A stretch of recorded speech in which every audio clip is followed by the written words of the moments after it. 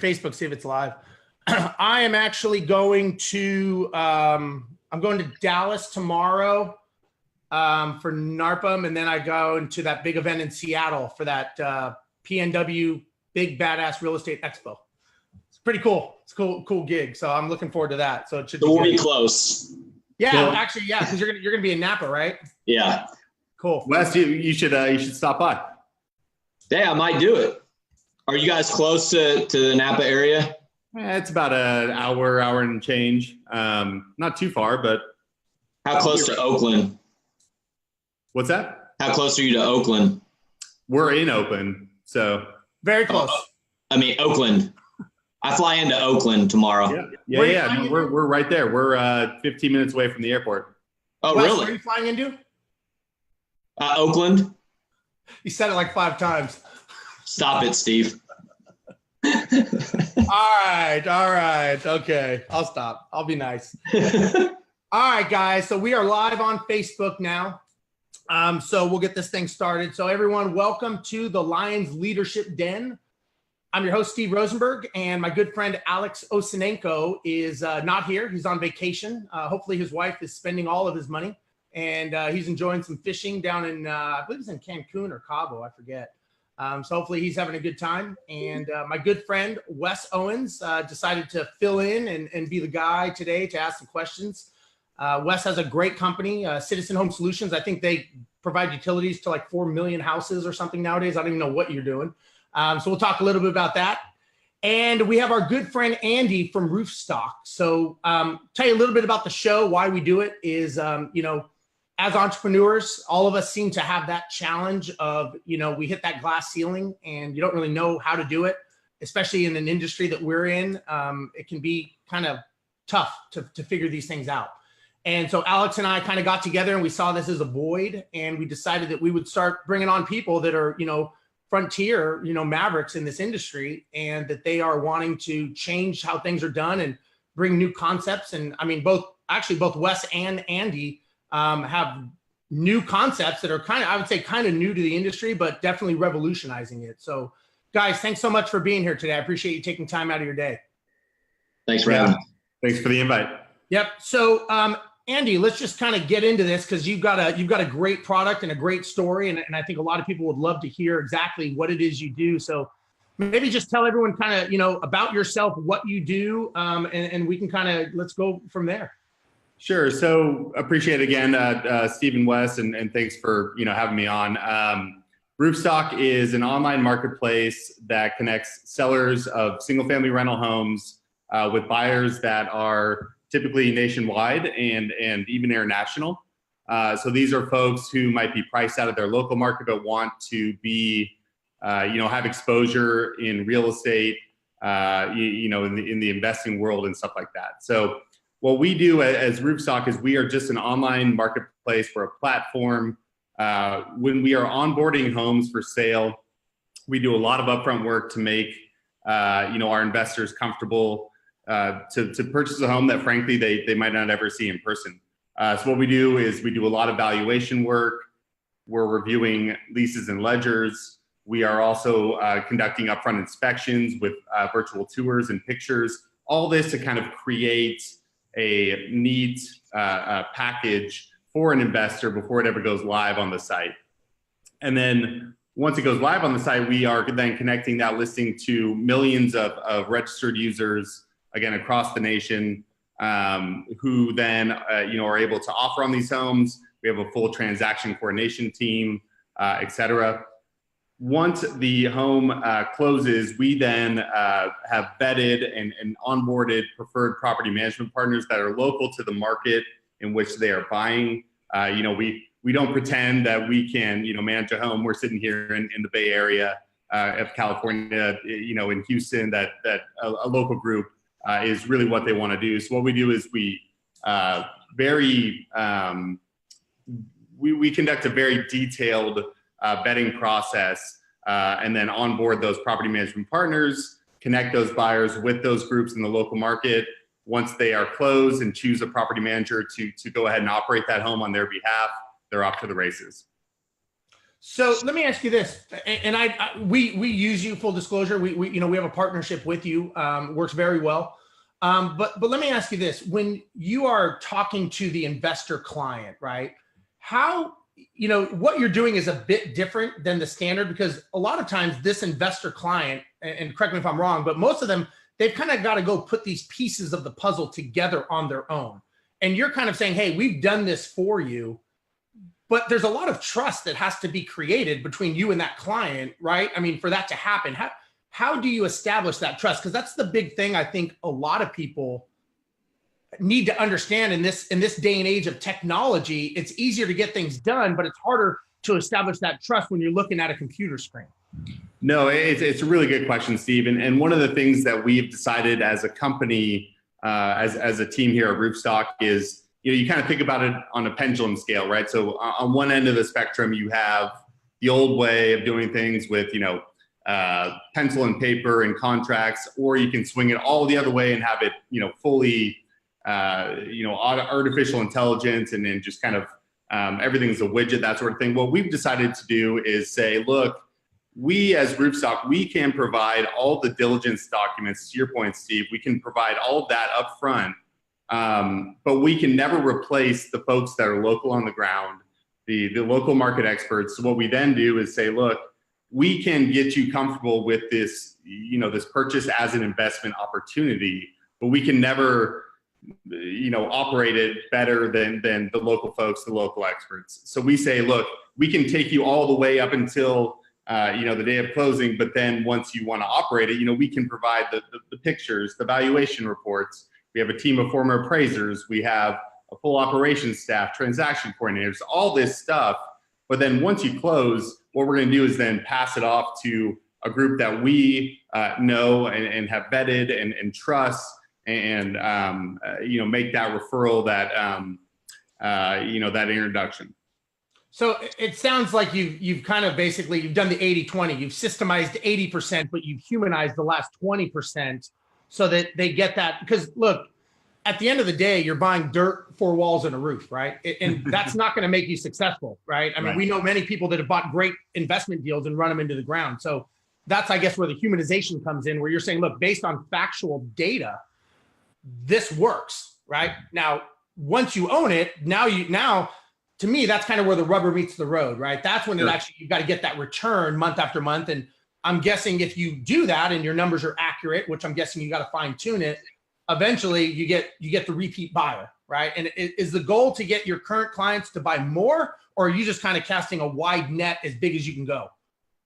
Well, it's a good point, Steve. I would say both. You know, we are looking to kind of, once a buyer, you know, comes into the ecosystem, so to speak, we do want to kind of, you know, build that community, that trust, and foster, making sure that they're having a good experience post-close. And one of the interesting, you know, points that we have found is when we are looking at our underwriting, our financial projections that we show on the site, we are actually outperforming that in terms of operating.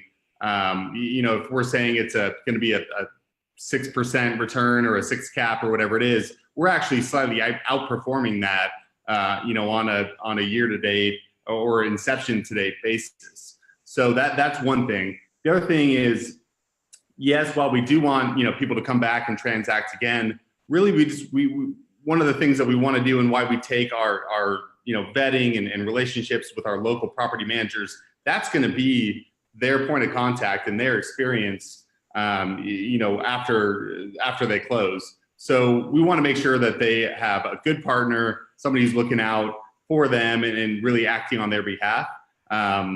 So yeah, so that 80-20 is a really good way to put it. We think that we can take you, you know, as far as possible, but then once you're operating it, once you've closed on it, it's really up to that trusted partner on the ground. Wes, you look like you're chomping at the bit to ask him something. Go ahead, man. No, I'm waiting on you to get to my question. Okay. So let me ask you this. You know, what you're doing is we'll say it's different than the traditional, right? Yeah. So for a lot of people that want to go into a new industry, like you're kind of doing, you're taking a standard industry and you're putting a twist on it, let's say.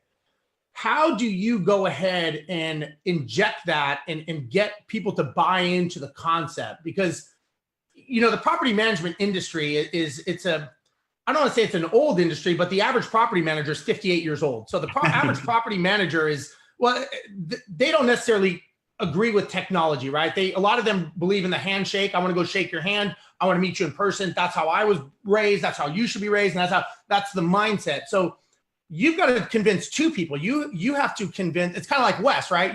What Wes does is, you've got to convince the client to trust you, but then you got to go convince the property manager that you're not going to just give them crappy doors or bad owners or this and that. So you have a two-part sale, right?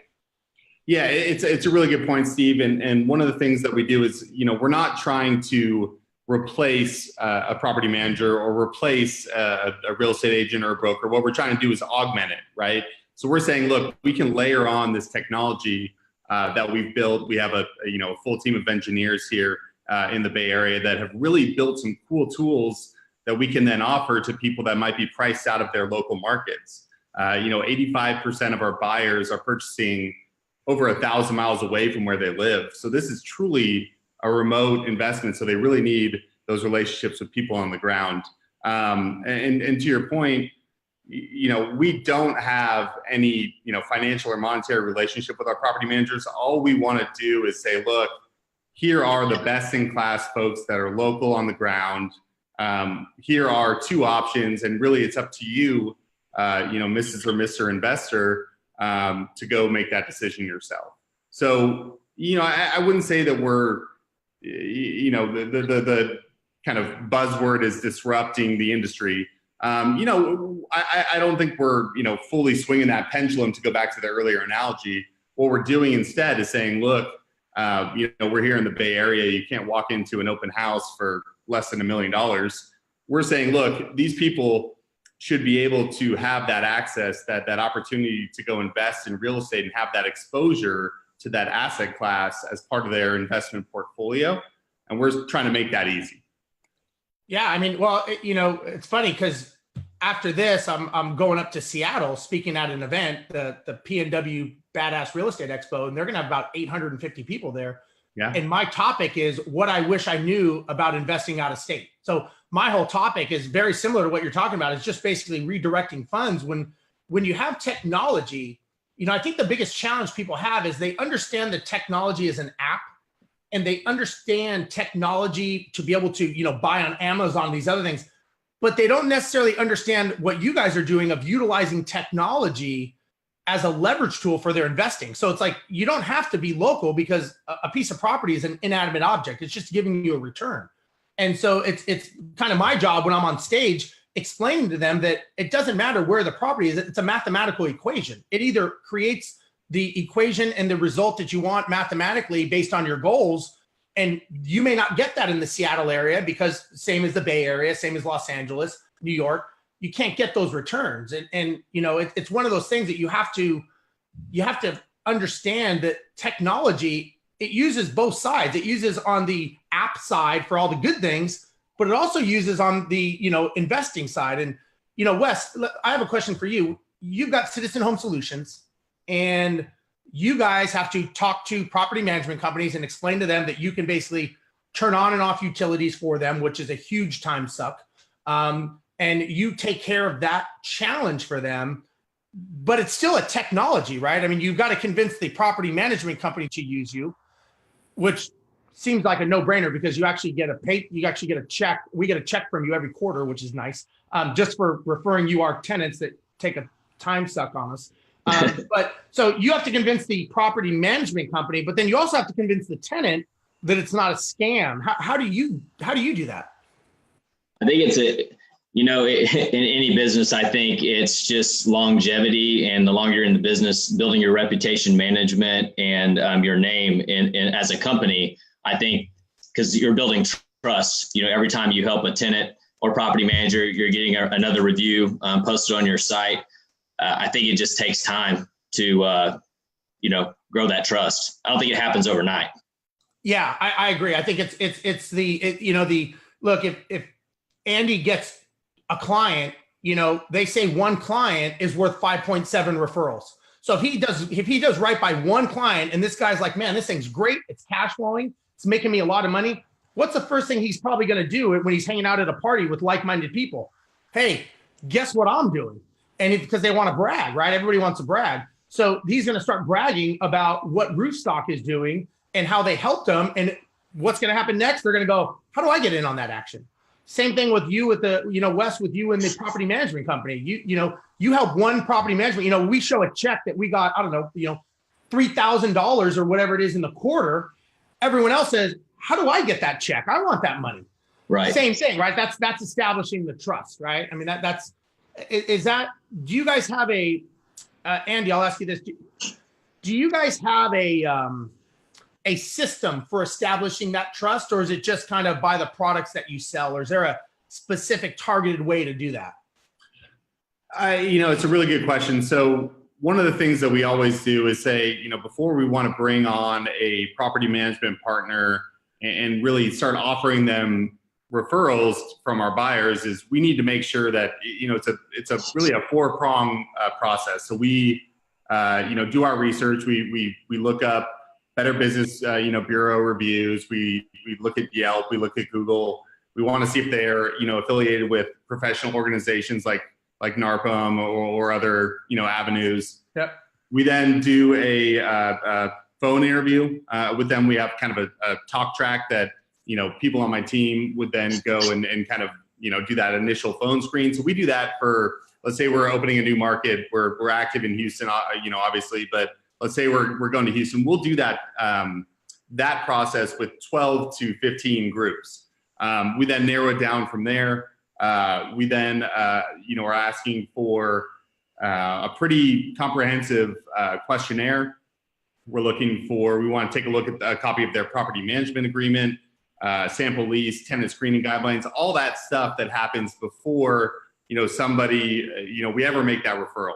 The fourth piece is that myself or somebody on my team will go out and actually physically visit the group on the ground, making sure that they have the appropriate, team in place. The joke I always use is it's, not somebody, in their, parents' basement running a property management company. But, jokes aside, it's an important kind of box that we need to check. And so all that happens before we ever offer a property management, as a referral to our clients. And so I think at the end of the day, if they mess up, you're going to get the call, right? I mean, you're going to get the call to say, hey, this is not what you told me. I don't care if you're using Empire. I don't care who you're using. This is not what I was sold. I was sold passive income with this return. Now you got to play referee maybe, or I don't know how you handle that. But, again, you're trying to limit your problems. And I can tell you from what you said is exactly what happened. I mean, it was a pretty long, intense vetting process when we first engaged and started talking. I think I started talking to you about 9 months prior in Dallas originally, and then we, played phone tag and all that.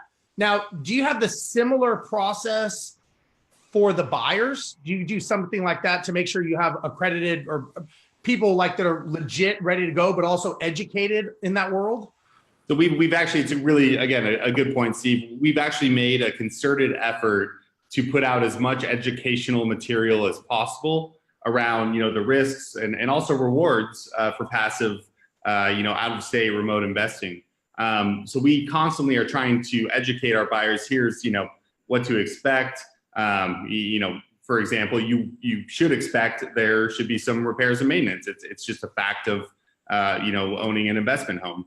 And so we do that all up front as well. And we have other partners, obviously property management is kind of, what I oversee in my world, but we have lenders, we have insurers, we have, repair and maintenance companies. We have all these people that we can then, refer, but we don't ever do that until we trust them ourselves. Sure. Yeah, that's good. Wes, do you have a similar kind of process on your side with your company? Because what you guys both do is very similar, I think, in regards to the referral model. Yeah, I'm actually taking notes right now, but I think it's great that any company vet your clients, no matter what you're doing, before you do business with them. And I'm a young entrepreneur. We've only been in business for 3 years. I'm learning all this stuff. And so I just made a note here to maybe start asking our PMs that we're doing business with and qualify them, before we do business with them, to make sure that it's a good fit. Yeah, because the last thing you want to do is get a contract, even if it's 100 properties. If they don't have the back end, all you're doing is you're just tacking hours onto your time. Andy, one thing I can tell you, another company I was talking with this past week, not exactly what you do, kind of similar, more on the software side, but they were talking about really trying to double down after we talked about doing more of an education model to really get, the more you can educate on the front end of this thing to really educate these owners. Kind of what you're doing is, in my opinion, is you're creating good owners, and you're creating owners that understand that, like you said, there's going to be costs. And I always tell people, listen, if you were to go of a profiles of a disc profile, that standard investor is a C, which means they are very logical and data driven, right? They buy an investment property for X, they're going to rent it out for Y, and Z is going to be the end result. And it's a mathematical equation. And from my experience in dealing with investors and trying to educate them, they like real estate because it's logical and it's linear and it makes sense. But what I have to explain to investors, and I spend a lot of time talking to them, is explain to them, listen, you have two variables that you cannot control. The one variable is a tenant. Now, you can do the best you can. You can screen them. You can vet them. I mean, we have a 1% eviction rate at Empire. We do a pretty good job of not taking a problem person. But I tell the owners, someone is going to be in that 1 percentile. They're going to get downsized. They're going to get divorced. They're going to get, deployed. There's going to be things that happen that are not going to make it a standard equation. And the other variable is the property. Now, I don't care if you get it inspected, appraised, it doesn't matter.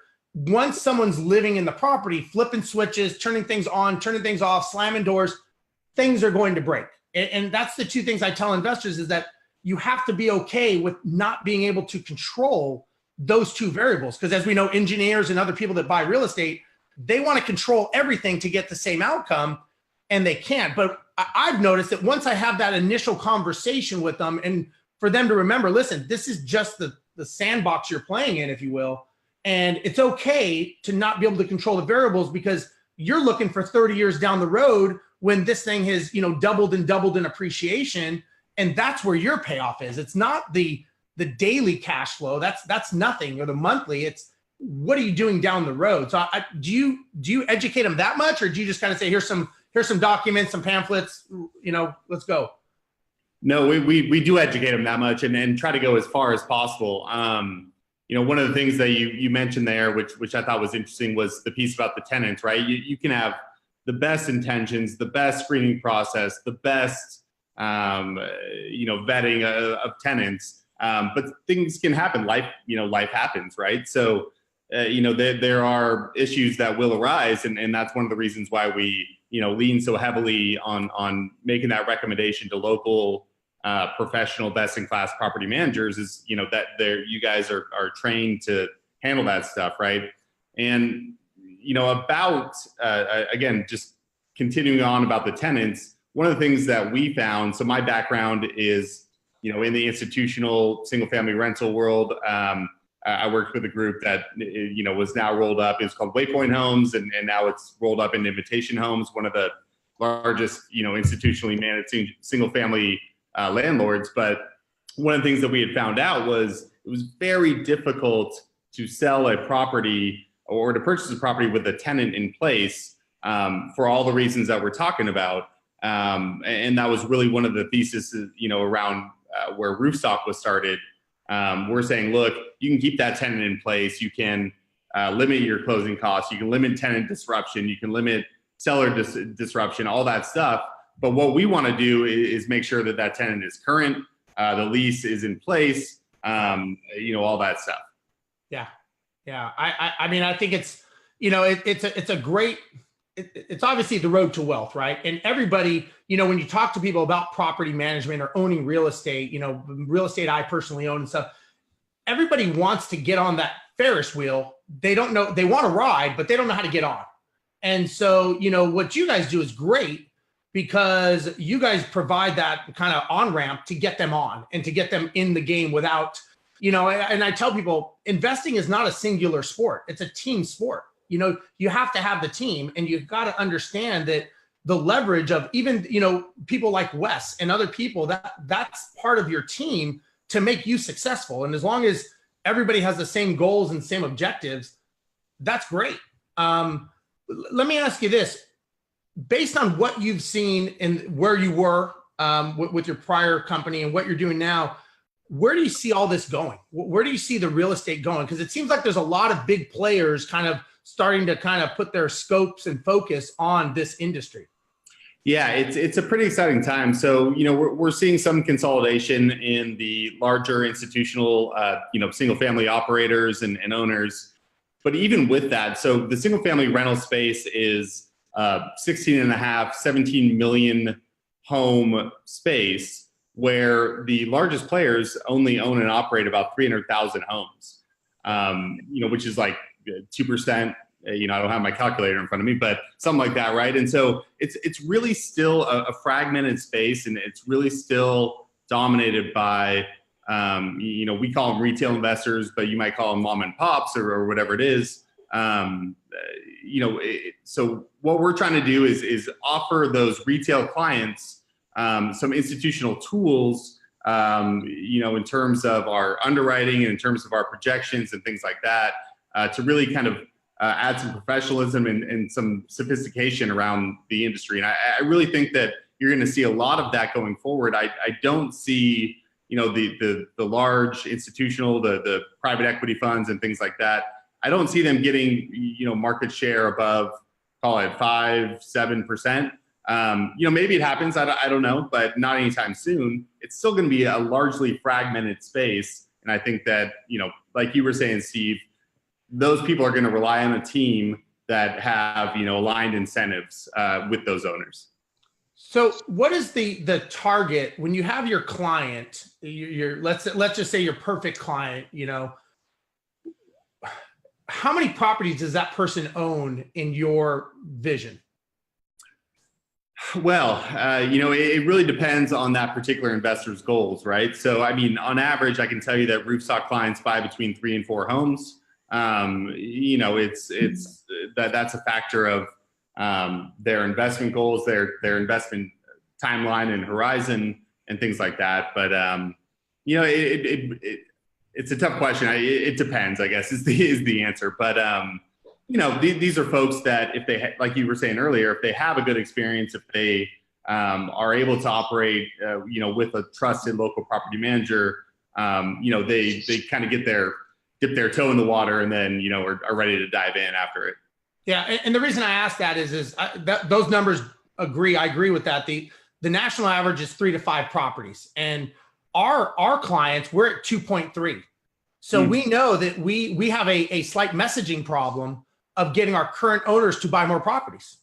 And so that to us, again, knowing your numbers and knowing if we didn't know what the number should be between 3 to 5, we would think, 2.3, maybe we're good, maybe we're not good. We wouldn't know. But now we know, okay, we have a deficit, and obviously the acquisition cost keeps going down when you keep getting that client to repurchase. So what do you guys do now to drive business to your company? How are you guys, and I don't need trade secrets or anything, but what are you doing to drive that away from other people to you guys to funnel them to say, have you thought of out of state, out of country, out of area investments?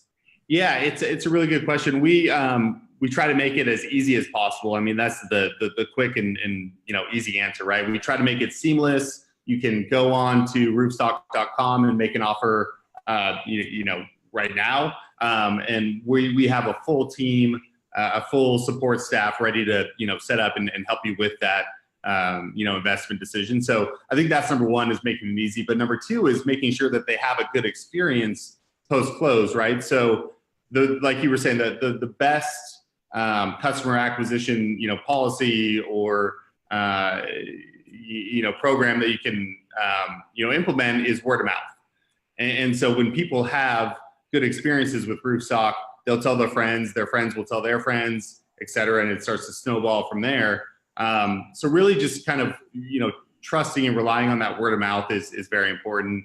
we also do, we have a large marketing team that, we're out there putting out those educational materials, those blog posts, things like that, that are, kind of trying to create buzz and, interest in the remote single family investing space. We feel like it's been a little bit disregarded, as we were talking about earlier. It's starting to get some more press and some more publicity around it, but it's still not as, prominent as buying homes to live in or multifamily or things like that. So we're creating that and generating that buzz around it. Like, do you get a lot of people that flipping, right? That's the big word. That's the sexy, strategy. It's funny. A lot of times I talk to people and they'll say, "Oh, my goal is to be a flipper." I'm like, that's not a goal. That's a strategy. Owning property is not a goal. That's a strategy. What that gives you is the goal. And so a lot of times I feel like people need education on definitions and learning what they're doing as far as in their industry. But yeah, I think a lot of people, I see, like you said, I see a lot of bigger people, bigger eyeballs, let's say, coming together, trying to, bring companies, roll some companies up together, doing some other things. But it almost seems to me like it's, especially property management in general. And again, I've only been in property management 6-7 years. I mean, I'm from the airline industry, so I'm not an expert in this at all. But it seems like it's almost like it's in its adolescent age. Like you've got Wes's company who's doing something that no one's ever really thought of, right? And it's because it's such an adolescence. It's like a teenager still. Do you get that vibe? And Wes, do you? No, I did have a question though for Andy. You're talking about your marketing team. They're obviously building the funnel through Facebook, advertising, whatever. Can you talk a little bit about the process, if you know it, kind of what they do to cultivate and kind of, qualify your funnel? Yeah. So in terms of cultivating, we do a lot of, outreach in terms of, we do the Facebook ads and Google words and all that. I mean, that's kind of, expected. What we also do though, is we try to think outside the box, right? So we have what we call a Rooftop Series. It's kind of modeled after TED Talks, but, where a different member of the team will speak to a different aspect of the kind of life cycle of a single family investment home. That has generated a lot of publicity and a lot of, good interactions and qualified people who, if you're going to sign up and listen to, for example, me talk for an hour, you want to be in the industry, right? So, so that's one. We've actually, one of the things that we try to do is say, look, you don't need to actually physically ever see a home in person because we've done all this upfront vetting. We found that doesn't work for everyone. So we actually now have started doing bus tours in our local markets. So we've done, I think 4 or 5 now. We've done one in Atlanta, Indianapolis. We have one upcoming in Birmingham, end of this month. So things like that. So when people really want to actually get boots on the ground, we'll do it, the old school way and kind of actually go, pound some pavement and show people homes and the local markets. So when you're talking about it in terms of a funnel, we cast a very, very wide net, and then we have a very strong team of sales guys and marketing team and all that in terms of then taking them down through, qualifying them and registering on the site and then understanding their investment needs and kind of profile and taking it from there. Steve, I have another question real quick. As your co-host. I didn't give you permission for 2, man. I raised my hand. Come on. All right, I'll give you 2. So, as we're talking, obviously, Andy, your company is a pretty big company. I'm sitting here, I'm looking at it. Steve, they have 11 leadership, 11 people on the leadership team and 6 on their board of directors. How many employees do you guys have as a company? Sure. So we have in Oakland, where I'm based, we have 95 employees. I would say half of that is literally the engineering and product design team. That is really provides the engine and provides those tools that we've been talking about that then we can offer to our clients. So that's about 95 here in Oakland. We also have a team in Dallas of about 50 or so. So total, what is that? 140 or so. Right. So yeah, so we just got started with the Roofstock idea in 2015. So we're a relatively new company. But that said, myself and Gary Beasley, who's one of our co-founders and CEO, I worked with him. He was the CEO at Starwood Waypoint Homes when we went public. So long experience in the industry, even though Roofstock is relatively new. But we've seen rapid growth, a lot of adoption in terms of our buyers, and the trajectory and kind of where we're headed is really good. What kind of part? I was gonna say, I got one more part to this question, Steve. Hold on. So you have a very interesting person on your leadership team, and I'm speaking from this because Steve and I talk about this all the time. And Steve, I don't know if you saw this or not, but they have a VP of people. Okay, that's one of the positions. I'm gonna read you the definition real quick, and then I'm gonna ask a couple questions. The VP of People Strategy owns the important role of developing leaders, anticipating growth, and training needs for enabling the organization to reach maximum organizational health. I mean, if we could all afford one of those, I think we would be Fortune 500, right? Eventually. But my question is for you, just to kind of, entrepreneurs, myself, Steve, we all struggle with this. I think to a certain degree, even starting a business. I just want to know two things about that position and what your experience is. How does that position help your company grow? And then secondly, how is that position taking your company culture and vision to the next level? Because obviously you're doing something right with 140 employees. Yeah, I mean, it's a really good question. Culture is key, right? It's, I wouldn't, be here. I wouldn't be enjoying my time if it wasn't for the people that I'm surrounded with every day and the team I get to work with. That I'm truly honored to work with every day. And that might sound like, fluff or whatever it is, but it's really true. Gary and Nav, who's our VP of People, and the leadership team here has really fostered an environment where there are no bad questions. Everybody has a seat at the table. It's really, truly, things that people might say, but really we try to live it here, and it attracts. The phrase I always use is good people find good people, right? And so, having that kind of culture and that, those policies and the ways around it, it really just helps. It makes people excited to come to work and all that. So, one of the things, kind of our number one policy when we're looking at adding to the team is we have a no jerks policy. You have to be, ready and willing to roll up your sleeves, but you also have to be willing to work in a team environment and understand that everybody's opinions, even if they might differ from yours, are worth just as much as Gary Beasley, who's our CEO, down to the newest guy on the team. And it really matters, and it really helps us find good people. Thank you for sharing that. Go ahead, Steve. If somebody doesn't align with with the core values and the culture, do you free up their future? Needless to say.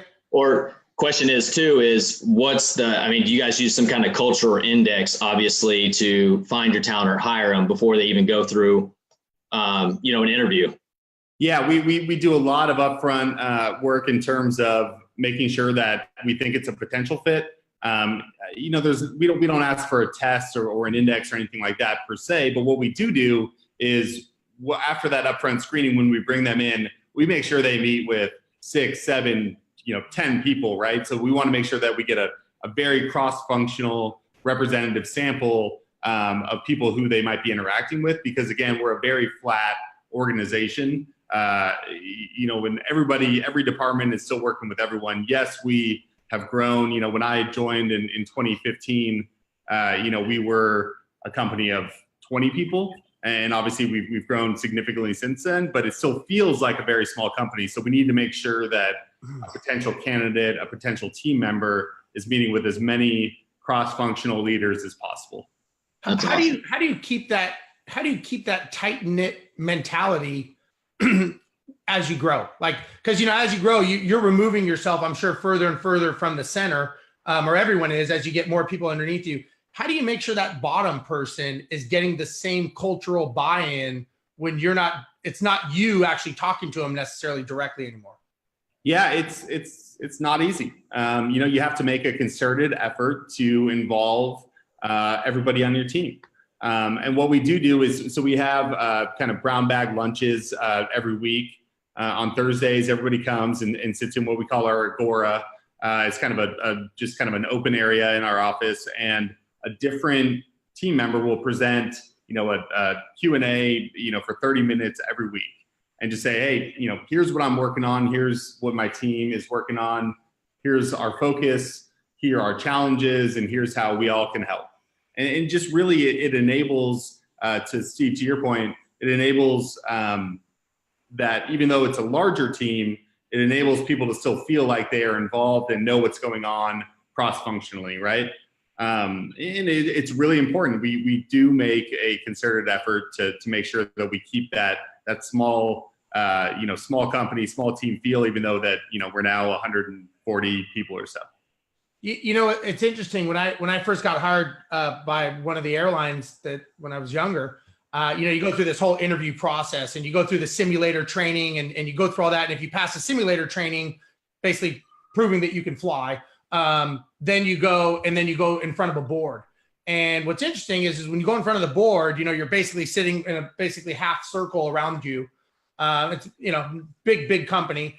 And, you got an HR person, and then you got the management, and then you got the pilots. And when I was done and I ended up getting the job, and I was talking to one of the guys after, I said, what's the goal of doing this? And he said, well, HR has their goal. Obviously, they've got to be there to check the boxes. But he said, honestly, everyone else, they just want to know if they can fly with you on a 4-day trip and you not drive them effing crazy, and that you're a normal person. He goes, that's really all we're trying to do is this someone that's just way out there? And can they buy into what the company's doing and buy into that culture? And he goes, that's really what we're trying to figure out, is who you are as a person. Because he says, we know you can fly. You got to this level, so you're right. A pilot. But he said, it's more of, are you going to fit in with what we are as a company? And I always thought that was interesting, the way they did that. Yeah, no, and I would, kind of agree with that approach.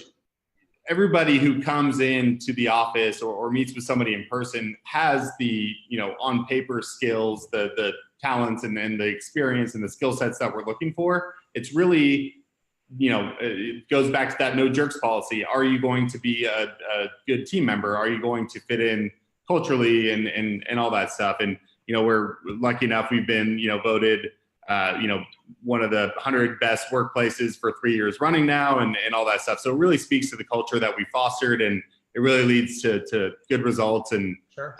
Just a good environment. That's awesome. Yeah. Well, listen, guys, I don't want to take up much more of your time. Wes, you have anything else you want to grill him on? No, I didn't raise my hand, so I'm good. All right, good. All right. Well, Andy, hey man, I really, really appreciate you taking the time. I know your time is valuable. And if somebody wants to get a hold of you, where would they find you? Online, on Facebook, all that kind of, well, you're not on Facebook, but online and website and stuff. Sure. I would encourage everybody, if you want to learn more about Roofstock, go to roofstock.com, or you can email me directly if you have any specific questions, Andy, ANDY @roofstock.com. All right. And Wes, you want to give a little bit about your company? I know a lot of people know who you are, but maybe you can talk a little bit more about what you do and kind of the targets. Sure. Thank you for letting me co-host today. I appreciate the opportunity. Hopefully Alex is watching and he's proud. But Citizen Home Solutions, we're a free utility concierge service, primarily in the single family property management realm. We help tenants set up their utilities and services for their new home. So what we try to do is we try to create a good experience that the property management company is offering to their tenant.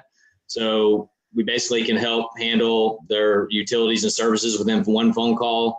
We help make sure satellite dishes don't get installed on the roofs of the house. We cut down on phone calls going to the property management companies about utilities, because even though they've told them a million times, they're still going to call, text, or email and ask questions about it. Just a time suck for the property management company. And overall, we're just trying to provide a white gloves experience for the tenant, because moving sucks. And, it's probably the worst, second most stressful thing of your life is moving and organizing all that. So we try to take a little piece of that stress off the tenant, but we've seen it reflect on the property management company as a value add service, which they get better reviews because of it. And I think you guys have gotten a few hundred reviews from us. No, I'm just kidding.